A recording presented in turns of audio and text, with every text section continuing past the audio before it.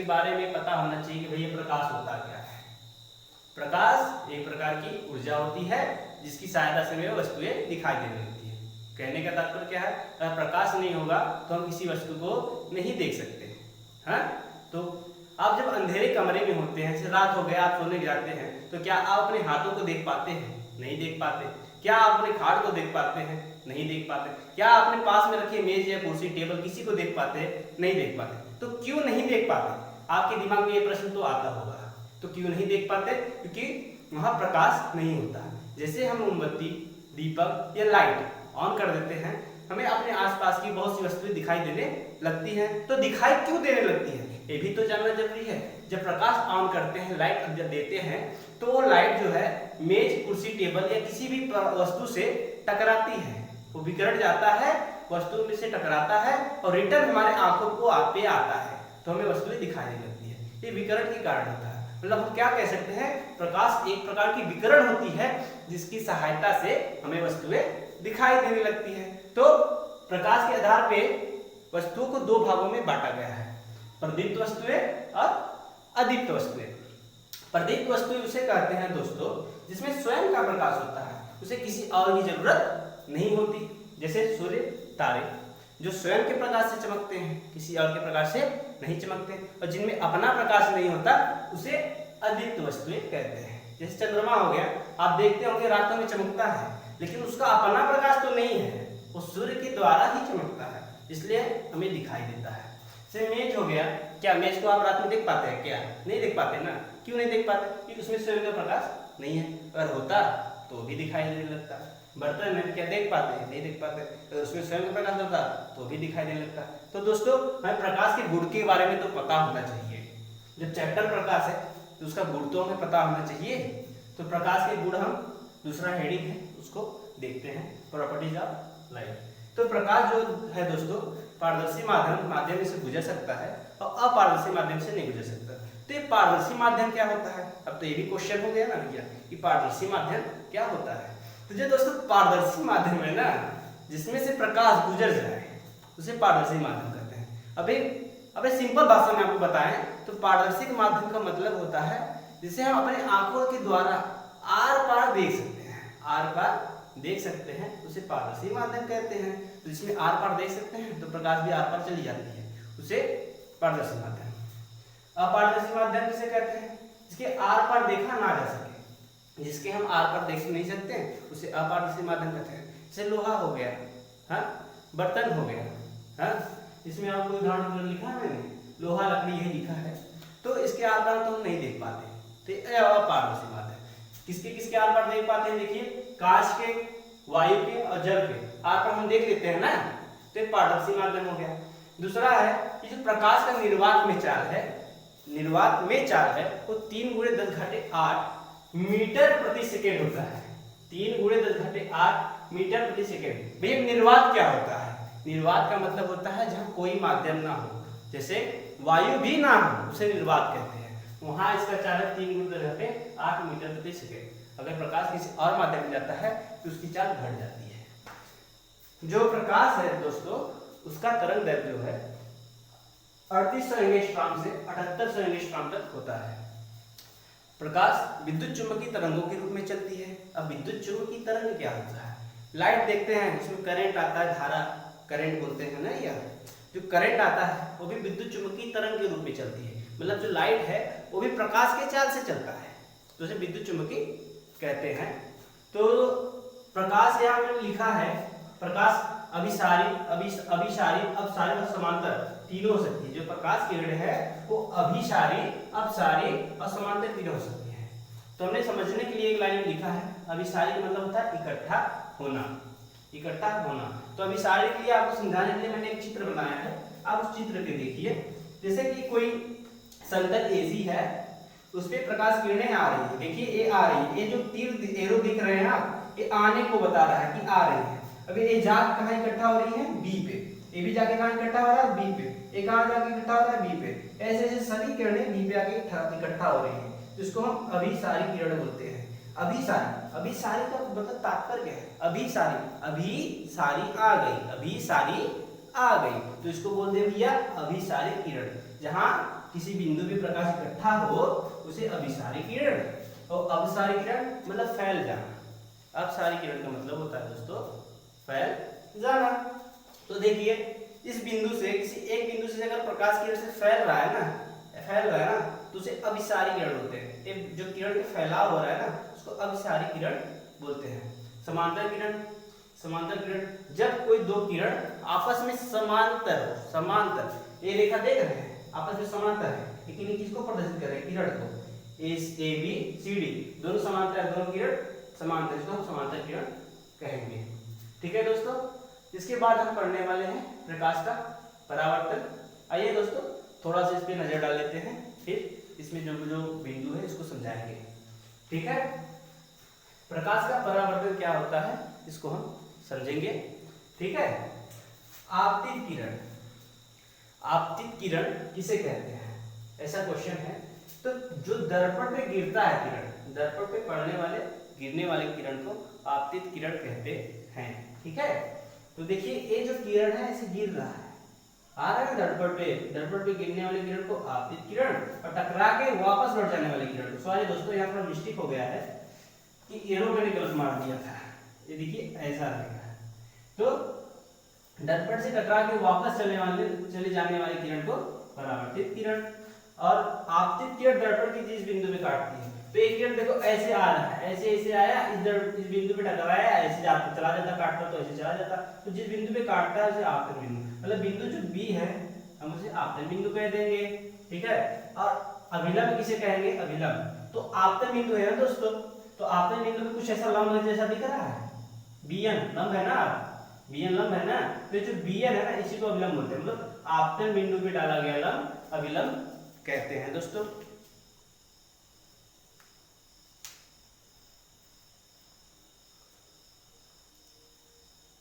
चलिए दोस्तों, प्रकाश का परावर्तन हम इस चित्र की सहायता से समझते हैं। इस चित्र की सहायता से हम दो चीजें समझेंगे, प्रकाश का परावर्तन और प्रकाश के परावर्तन के नियम। तो देखिए दोस्तों प्रकाश का परावर्तन क्या होता है, प्रकाश का परावर्तन क्या होता है। जब प्रकाश की चिकनी सतह पे टकराती है तो टकरा के वापस लौट जाने की क्रिया को प्रकाश का परावर्तन कहते हैं। तो देखिए जैसे कि एक किरण आपतित किरण आती है, एक किरण आई दर्पण से यहाँ तक टकराई और टकराने के बाद वापस लौट गई, टकराने के बाद वापस लौट गई। जो तीर देख रहे हैं दोस्तों, ये वाला तीर, ये इंडिकेट करता है कि किरण किस दिशा में जा रही है। तो ये इंडिकेट कर रहा है कि ये दर्पण पे जा रही है, और ये वाला तीर जो इंडिकेट कर रहा है कि यहाँ टकराने के बाद दूर जा रही है दर्पण से। समझ गए दोस्तों। तो परावर्तन का नियम क्या है दोस्तों, देखिए परावर्तन का नियम आपको बताया मैंने कि जब प्रकाश की चिकनी सतह से टकराती है तो टकराने के बाद वापस लौट जाने की क्रिया को प्रकाश का परावर्तन कहते हैं। जब प्रकाश किरण प्रकाश के बीच चिकनी सतह से टकराती है, ये M1 और M2 क्या है, मिरर है, दर्पण है। ये प्रकाश किरण आई ऐसे दर्पण से टकराने के बाद वापस लौट गई, तो इस क्रिया को प्रकाश का परावर्तन कहते हैं। आइए दोस्तों इसके बाद हमने एक हेडिंग बनाया है प्रकाश के परावर्तन से संबंधित कुछ परिभाषाएं। इस चित्र में आपतित किरण, परावर्तित किरण, अभिलंब और आपतन बिंदु ये क्या है इसको भी तो समझना जरूरी है। बस समझिए दोस्तों, याद करने की कोई आवश्यकता नहीं है, समझना ही सब कुछ है, एक प्रैक्टिकल किया हुआ चीज है, रट के कोई फायदा नहीं है, इसके बारे में बताना है तो इसको समझना होगा। रट लोगे 2 दिन याद रहेगा, 4 दिन याद रहेगा, आप भूल जाओगे, समझोगे तो हमेशा याद रहेगा, आप ही किसी और को अच्छे से समझा सकते हो। देखिए दोस्तों आपतित किरण क्या होता है, मैंने लिखा है आपतित किरण, पुस्तक में लिखा है गिरना या पड़ना। आपतित का मतलब होता है दोस्त गिरना या पड़ना, आपतित होना मतलब किसी के ऊपर जाके गिर रहे हो, या फिर पड़ना मतलब पड़ रहे हो। देखिए कौन सी किरण दर्पण पर पड़ रही है उसी को हम आपतित किरण कहेंगे। तो एक किरण ऐसे आ रही है, एक किरण ए बी ऐसे आई और दर्पण पर पड़ गई, इसी को हम कहेंगे आपतित किरण। दर्पण की सतह पे पड़ने वाले, दर्पण की सतह पे पड़ने वाले किरण को आपतित किरण, टकराकर वापस लौट जाने वाले किरण को परावर्तित किरण कहते हैं। आपतन बिंदु किसे कहते हैं दोस्तों, आपतन बिंदु किसे कहते हैं दोस्तों, ये देखिए आपतन बिंदु, इस बिंदु को, ये जो बिंदु बी है ना, इसी को मैंने लिखा है क्वेश्चन में आपतन बिंदु, ताकि आप समझ सके। तो दर्पण की सतह से आपतित किरण, सॉरी दोस्तों, आपतित किरण दर्पण के जिस बिंदु पे काटती है, आपतित किरण दर्पण की जिस बिंदु पे काटती है उसे आपतन बिंदु कहते हैं। ए बी क्या हो गया दोस्तों, आपतन बिंदु। ये अभिलंब लिखा है ना दोस्तों, तो ये अभिलंब क्या है, तो देखिए ये आपतन बिंदु है, आपतन बिंदु में कोई लंब डाला गया है, इसी लंब को हम अभिलंब कहते हैं। तो परिभाषा क्या होगा दोस्तों, देखिए ये आपतन बिंदु है ना, इस पे एक लंब डाल दिए हैं, तो इसको नाम दे दिए अभिलंब, नाम दिया ना अभिलंब। तो आपतन बिंदु पे डाले गए लंब को अभिलंब कहते हैं। और ये देखिए फिर से समझ लीजिए आपतित या परावर्तित किरण क्या है। तो देखिए दोस्तों, एक किरण हमने आपतित किरण बताया था, आपतित मतलब होता है गिरना या पड़ना। तो कौन सी किरण गिर रही है, ये वाली किरण आके दर्पण पे गिर रही है, तो इसका परिभाषा क्या हो गया दोस्तों, देखिए कि आपतित किरण दर्पण की सतह पे पड़ने वाले किरण को आपतित किरण, टकरा कर वापस लौटने वाले किरण को परावर्तित किरण। परावर्तित का मतलब होता है वापस लौटना। एक लाइन में आपको समझने के लिए मैंने लिखा है कि परावर्तित किरण का मतलब होता है वापस लौटना। तो एक हेडिंग, दो हेडिंग, तीन हेडिंग और चार हेडिंग खत्म हो गया दोस्तों। आपतन कोण को आई से और परावर्तन कोण को आर से प्रदर्शित करते हैं। ये आपतन कोण क्या है, आपतन कोण को आई से, ये जो कोण बन रहा है इसको आपतन कोण, और ये जो आर वाला बन रहा है इसको परावर्तन कोण। तो आप देखिए किसके किसके बीच में बना है, कुछ याद करने की आवश्यकता नहीं है दोस्तों, बस समझने की आवश्यकता है। तो आप देख के बता सकते हो कि आपतन कोण क्या है और परावर्तन कोण क्या है। तो देखिए कैसे बताएंगे, पहले हम देखेंगे ये आपतन कोण किसके किसके बीच में बना है, परावर्तित किरण और अभिलंब के बीच में बना है। तो कैसे कह दें, क्या कहें इसको, इसको परिभाषा कैसे बनाएंगे, क्या बोलेंगे भैया कि आपतित किरण और अभिलंब के बीच, ये आपतित किरण है और अभिलंब के बीच, ये अभिलंब के बीच बना कोण को, अभिलंब के बीच बना कोण को आपतन कोण कहते हैं। इसे आर से आई से प्रदर्शित किया जाता है, सॉरी। फिर देखिए दोस्तों, अब आप बता सकते हैं कि परावर्तन कोण किसे कहते हैं, परावर्तन कोण को आर से प्रदर्शित करते हैं। तो आप देखिए पहले कि जो परावर्तन कोण है, परावर्तन कोण किसके किसके बीच में बना है, अभिलंब और परावर्तित किरण के बीच में। तो आप इसका भी डिफिनेशन आराम से बता सकते हैं, रटने की आवश्यकता नहीं है, चित्र देखेंगे पूरी डिफिनेशन बनती जाएगी। जो मैंने बताया है बस उसको ध्यान से सुनिए और समझिए। आप अच्छे से समझेंगे तो आपको याद करने की कोई आवश्यकता नहीं पड़ेगी, बस समझेंगे और परिभाषा अपने आप बताएंगे। चलिए दोस्तों देखिए कि ये जो परावर्तन कोण है किसके किसके बीच में है, अभिलंब और परावर्तित किरण के। इसका डिफिनेशन क्या हो गया, इसका डिफिनेशन क्या हो गया, परावर्तित किरण व अभिलंब के बीच, परावर्तित किरण व अभिलंब के बीच बने कोण को परावर्तन कोण कहते हैं, जिसे आर से प्रदर्शित किया जाता है दोस्तों। चलिए इसके बाद हमारा एक हेडिंग है दोस्तों, ध्यान दीजिए, परावर्तन के नियम। ये जो नियम है ना दोस्तों, इस चित्र से ही बने हैं, ये नहीं है कि इस नियम से चित्र बनेगा, ये प्रैक्टिकल किया हुआ चीज है।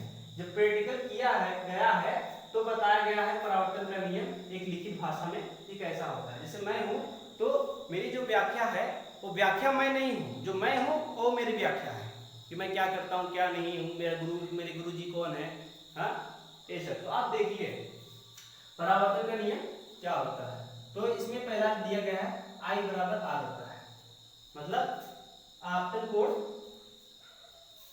कोण बराबर परावर्तन कोण होता है। परावर्तन का नियम भैया यहाँ से देखिए, आपतन कोण बराबर परावर्तन कोण, समझने की चीज है, समझिए। आपतन कोण बराबर परावर्तन कोण होता है। दूसरा नियम है आपतित किरण, परावर्तित किरण व आपतन बिंदु के अभिलंब तीनों एक ही तल में होते हैं। देखिए आपतित किरण, परावर्तित किरण आपतन बिंदु पर लंब, आपतन बिंदु पर लंब तीनों एक ही तल में होते हैं। देखिए ये तीनों, आपतित किरण भी बी पे है, परावर्तित किरण भी बी पे है, अभिलंब जो एन बी है वो भी बी पे है, और आपतन बिंदु ये बिंदु ये भी बी पे है। तो तीनों एक ही तल में है कि नहीं, है ना, है ना। तो ये क्या हो गया, दूसरा नियम हो गया भैया, आपतित किरण, परावर्तित किरण, आपतन बिंदु पे लंब, अभिलंब तीनों एक ही तल पे होते हैं और I बराबर R होता है। दूसरा नियम हो गया, आराम से है, रटने की आवश्यकता तो है नहीं, समझ लीजिए। अब देखिए लिखा है प्रतिबिंब, तो बहुत ही इंपॉर्टेंट है प्रतिबिंब समझना। हाँ आप सेल्फी लेते हो तो आपको प्रतिबिंब आ जाता है, जिसे हम बोलते हैं ये बढ़िया पिक आया है। हाँ तो कैसे आता है ये समझिए। हाँ तो प्रतिबिंब क्या होता है दोस्तों, उसको समझिए। प्रतिबिंब, हाँ जब प्रकाश किरण किसी वस्तु से चलती है, जैसे मैं हो गया, मुझसे चलने पर मुझसे टकरा के किसी दूसरे बिंदु पे मिलती है या मिलती हुई प्रतीत होती है उसे प्रतिबिंब कहते हैं। जब वास्तव में मिलेगा दोस्तों तो वास्तविक प्रतिबिंब, अगर मिलती हुई प्रतीत होगी तो उसे आभासी प्रतिबिंब कहते हैं। और जो प्रतिबिंब होता है 2 प्रकार का होता है, जैसा कि हमने बताया, वास्तविक और आभासी। वास्तविक प्रतिबिंब मतलब रियल इमेज, आभासी प्रतिबिंब मतलब वर्चुअल इमेज। वास्तविक प्रतिबिंब पर्दे में प्राप्त किया जाता है। जो वास्तविक प्रतिबिंब है दोस्तों उसे हम पर्दे में प्राप्त कर सकते हैं, लेकिन जो आभासी प्रतिबिंब है उसे पर्दे में प्राप्त नहीं कर सकते दोस्तों। जैसा कि दोस्तों अभी हमने वास्तविक और आभासी प्रतिबिंब पढ़ा। हाँ, तो जब हमसे कोई पूछेगा भैया देख के बताओ कि वास्तविक प्रतिबिंब है कि आभासी प्रतिबिंब है, हम उनको कैसे बताएंगे? तो देखिए, जो वास्तविक प्रतिबिंब होता है दोस्तों वो वास्तविक प्रतिबिंब होता है दोस्तों वो उल्टा होता है, और जो आभासी प्रतिबिंब होता है दोस्तों वो देखने में सीधा होता है। तो आप देख के ऐसे बताएंगे। अब दूसरा हेडिंग है दोस्तों हमारा गोली दर्पण। तो ये गोली दर्पण क्या होता है? आप समझते हो गोली दर्पण कैसे बनता है? एक कांच का गोला होता है, समझ रहे हैं? एक कांच का गोला होता है, उसके एक तल पे पारे की कलई कर देते हैं और लाल ऑक्साइड का पेंट कर देते हैं, और उस तल के विपरीत वाला जो तल होता है वो परावर्तक तल होता है।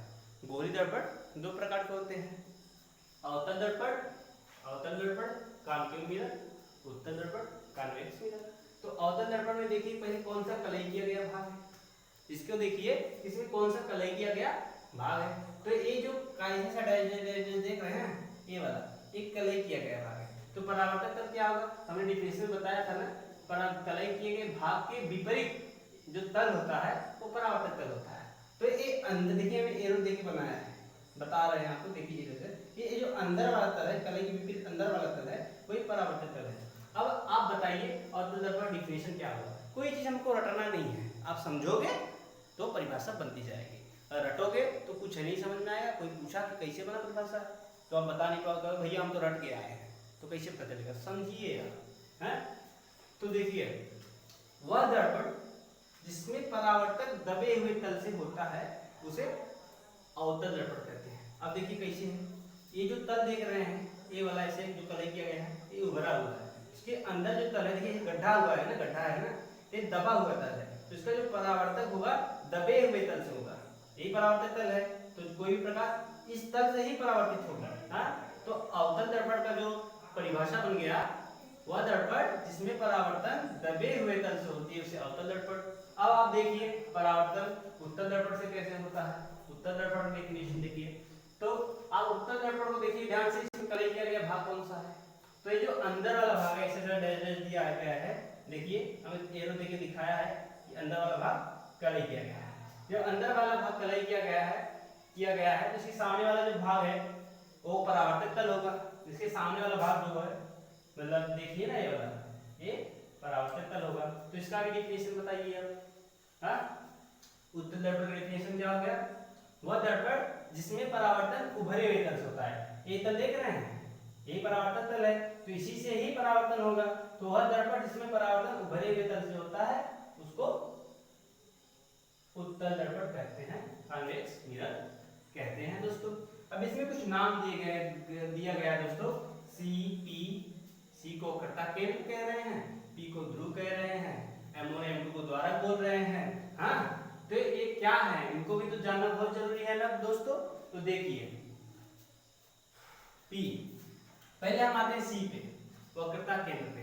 तो जैसा कि हमने बताया कि जो अवतल दर्पण है उत्तल दर्पण है, जो अवतल दर्पण है और उत्तल दर्पण है वो गोली दर्पण है। मतलब ये जो होंगे गोला होगा, ये तो गोला होगा ना भैया, कांच का गोला होगा, तो उस गोले के केंद्र को वक्रता केंद्र कहते हैं। दर्पण के गोले के केंद्र को वक्रता केंद्र कहते हैं, इसे सी से प्रदर्शित किया जाता है। ठीक है, तो अब देखिए ये जो भाग है अंदर वाला परावर्तक तल है ना, तो परावर्तक तल के मध्य में पी है कि नहीं?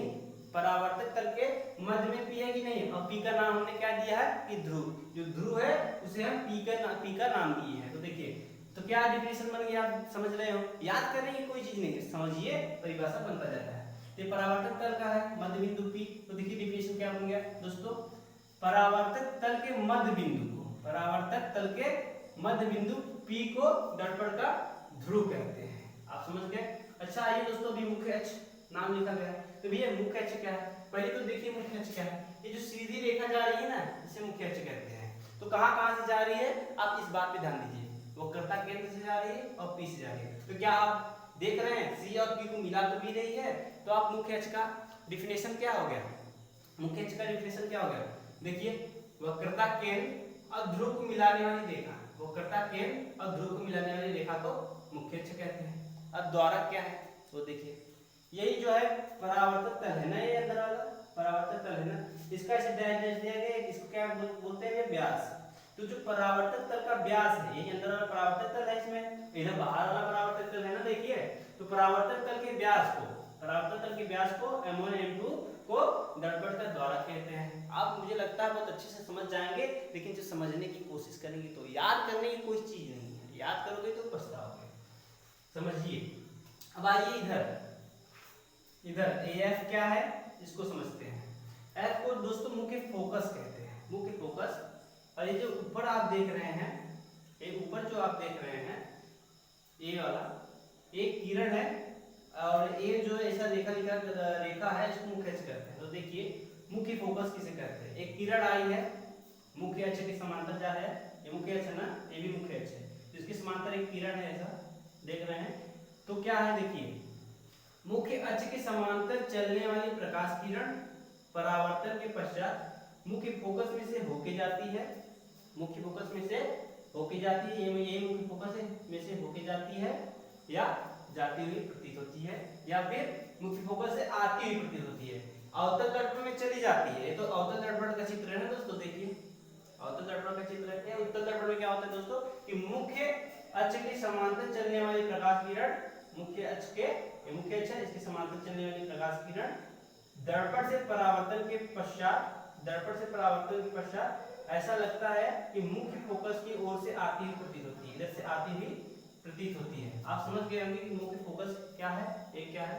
अभी दोस्तों एक इसमें एक चीज छूटा हुआ है, देखिए ये है कि इसमें देखिए ध्यान से, वक्रता त्रिज्या क्या होती है। वक्रता त्रिज्या हमने इसमें लिखा नहीं है, सब आप देख लीजिए, समझ लीजिए, सिंपल सा है। दर्पण के ध्रुव और वक्रता केंद्र के बीच की दूरी को, ये ध्रुव है और केंद्र, इसके बीच की दूरी को हम क्या कहते हैं दोस्तों, क्या कहते हैं दोस्तों, वक्रता त्रिज्या।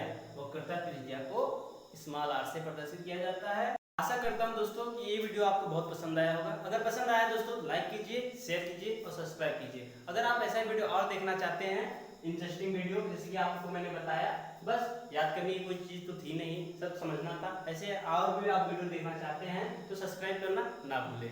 जय महाकाल।